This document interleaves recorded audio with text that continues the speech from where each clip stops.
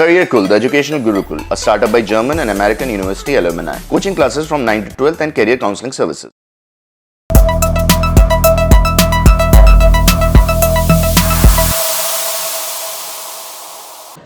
Hi friends and welcome to Career the Educational Gurukul.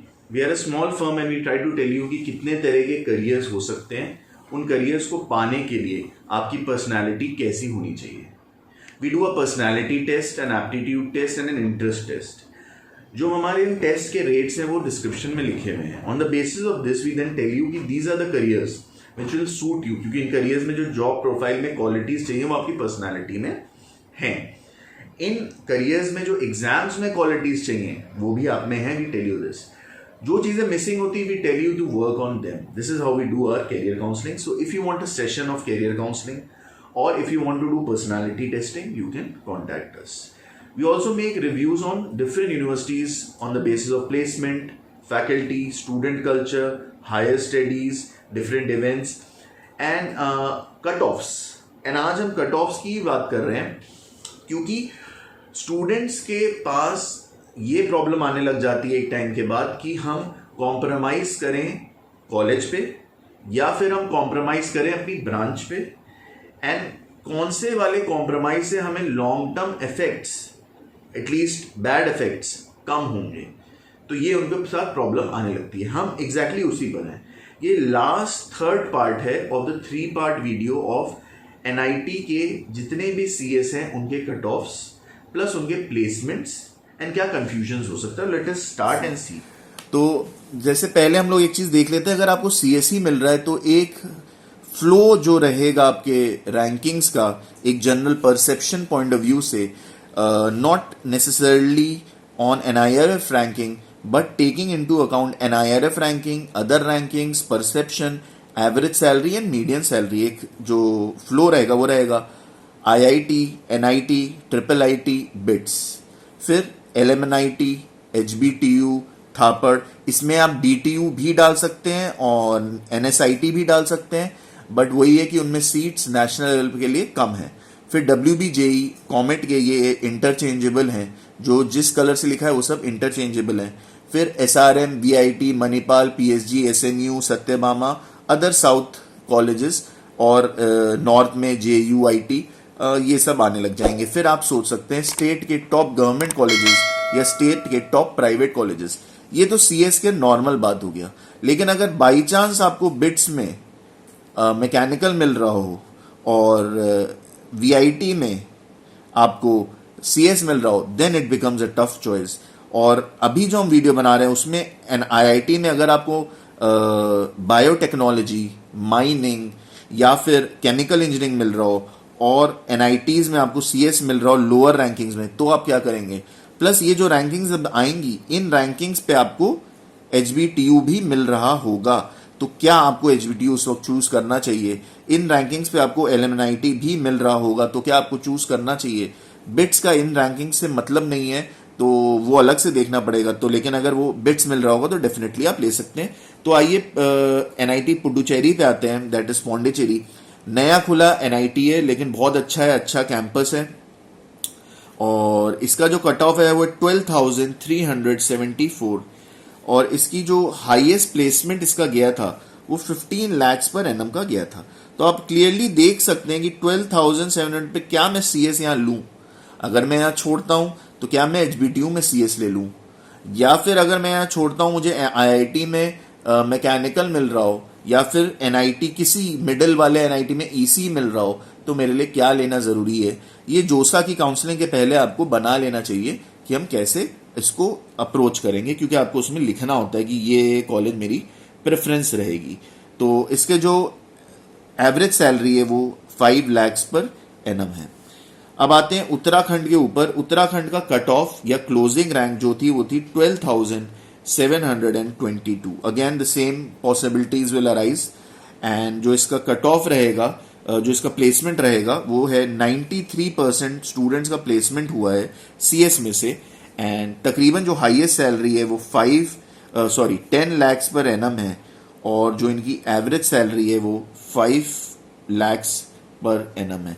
तो 5 lakhs per annum की salary तो आपको average Manipal की भी है, एसआरएम की थोड़ी सी कम है, वीआईटी और मणिपाल की 5 लाख पर एनम है, एसएनयू की तो और मणिपाल और वीआईटी की सीएस की एवरेज सैलरी इससे ज्यादा ही है, प्लस एसएनयू की तो 9 लाख पर है एनम है, बिट्स की ओवरऑल 11 लाख है, ओवरऑल 11 लाख है, एलएमआईटी की भी सीएस की ऑलमोस्ट 8 to 10 लाख से करीब है।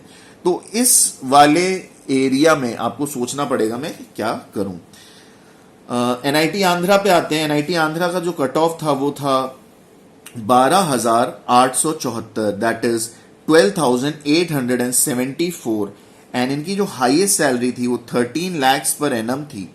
और अगर एवरेज सैलरी देखें, एवरेज सैलरी तो 6 लाख पर एनम थी, 6 lakhs per annum थी। So then these are the tough choices that you will have to make in these middle ranges. इस पे आपको ट्रिपल आईटीज भी मिल रहे होंगे, but triple ITs compare to NITs थोड़े महंगे होंगे। एनआईटी अगरतला में आते हैं। अगरतला में 15,647 की कट ऑफ रैंक है और इस पे 36 lakhs का हाईएस्ट पैकेज है, बट इसका average package 5 lakhs per annum है। और 5 lakhs पर एनम का मतलब है अगर इनका एवरेज पैकेज है तो कहीं ना कहीं जो लोएस्ट पैकेज गया होगा वो 4 lakhs पर एनम के करीब करीब गया होगा। तो मेघालय पे आते हैं। मेघालय का कट ऑफ रैंक था 15,890, दैट इज 15,890। हाईएस्ट जो था इसका 13 lakhs पर एनम था। जनरली जो सीट्स होती है एनआईटी में तकरीबन 50-60 के करीब होती हैं, कुछ एनआईटीज में 100 के करीब सीएस की सीट्स है। तो 13 लाख और ये 6 lakhs पर एनम। तो आपका अगर होम स्टेट है तो लेना फायदेमंद है, नहीं तो आपको थोड़ा सोचना पड़ेगा। सिक्किम के ऊपर आते हैं। कई लोग ऐसे होंगे जिनको गवर्नमेंट में ही पढ़ना है, तो प्रॉब्लम यह है कि इसके बाद, इस रैंक के बाद अब आपका एचबीटीयू भी खत्म हो गया है। एचबीटीयू में सीएस आपको नहीं मिलेगा इसके बाद। जहां तक मुझे याद है एलएमआईटी में 18,000 तक मिल जाएगा। तो इसके बाद आपको एलएमआईटी मिल जाएगा, बट वो महंगा है। तो अब आपके लिए अलग से फिर से चॉइस आ जाएगी, मैं क्या करूं। तो सिक्किम जो आएगा वो आएगा 22,299। इसमें केवल 65% प्लेसमेंट है एंड 18 lakhs पर एनम का हाईएस्ट पैकेज है और एवरेज 8.5 lakhs का, दैट इज गुड कंपैरेटिवली। ऊपर अगर आप देखेंगे तो अब ये अच्छा ही दिख रहा है कंपैरेटिवली, ठीक है। और मिजोरम में आते हैं। कई लोगों को गवर्नमेंट कॉलेज में ही पढ़ना होता है ना, तो एनआईटीज इस रेंज में फिर आपको यही मिलेंगे। मिजोरम पे आते हैं। मिजोरम पे 22,355, और मैं कहूंगा ये कोई बैड चॉइस नहीं है, आप ले सकते हैं। Instead of spending money there you can save it for your MBA. 89% जो है प्लेसमेंट है इसका।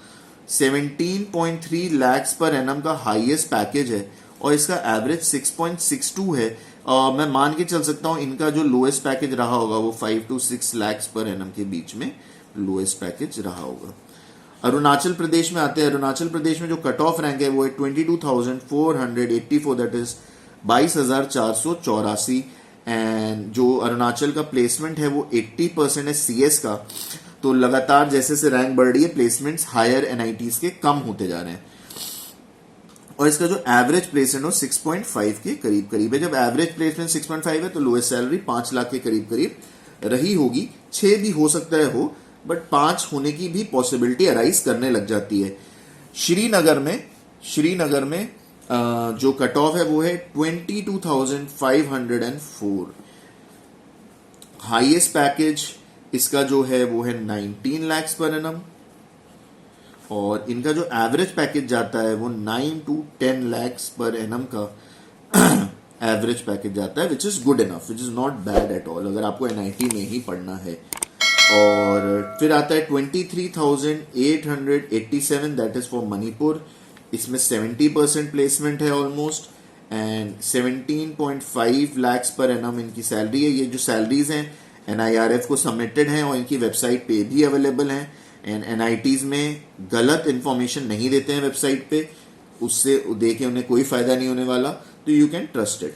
23,470 जो है लास्ट नागालैंड का है और इसका जो हाईएस्ट पैकेज है 9 lakhs पर एनम है but these are beautiful places. तो डिपेंडिंग अपॉन योर पर्सनैलिटी, अगर आपको लगता है कि नहीं मुझे पैसा नहीं खर्च करना, तो Nagaland, Manipur, Arunachal, Mizoram, Sikkim, Meghalaya, Agartala, the Seven Sisters or the northeastern state, they are beautiful. Srinagar is beautiful as well, but due to specific reasons I would not very much recommend it until unless you are from the home state. And 9 lakhs per annum है, और इसका जो average package है वो 4 lakhs per annum है.